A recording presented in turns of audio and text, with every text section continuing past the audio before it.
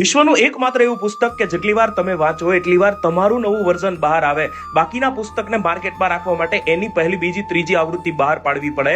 પરંતુ શ્રીમદ ભગવદ્ ગીતા એકમાત્ર એવું પુસ્તક છે કે જેટલી વાર તમે વાંચો એટલી વાર તમારું અપડેટેડ અને નવું વર્ઝન બહાર આવે. આજે શ્રીમદ ભગવદ્ ગીતા જયંતિ છે, માગશર સુદ એકાદશી, કે જેને મોક્ષદાય એકાદશી પણ કહેવામાં આવે છે.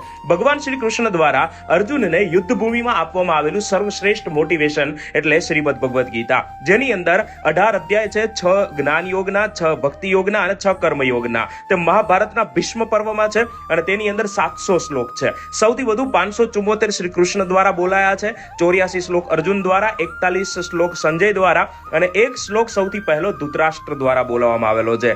આમાંથી સૌથી વધુ શ્લોક અનુષ્ટુપ છંદમાં લખવામાં આવેલા છે અને એક ઉપનિષદ હોવાના કારણે તેને ગીતોપનિષદ પણ કહેવામાં આવે છે. અર્જુન પહેલા ભગવાન સૂર્યદેવને શ્રીમદ ભગવદ્ ગીતાનું જ્ઞાન મળેલું હોવાનું કહેવાય છે અને શ્રીમદ ભગવદ્ ગીતાની અંદર તમારા તમામ શંકાઓ અને મુશ્કેલીઓનું સમાધાન રહેલું છે. એટલે જ તો કહેવાય છે કે મૂંઝાય છે તું મનમાં કે આવું થાય છે શાને, ખોલ તું ભગવદ્ ગીતા, એનો ઉકેલ છે પાને પાને. તમામને શ્રીમદ ભગવદ્ ગીતા જયંતિની ખૂબ ખૂબ શુભેચ્છાઓ. જય શ્રી કૃષ્ણ.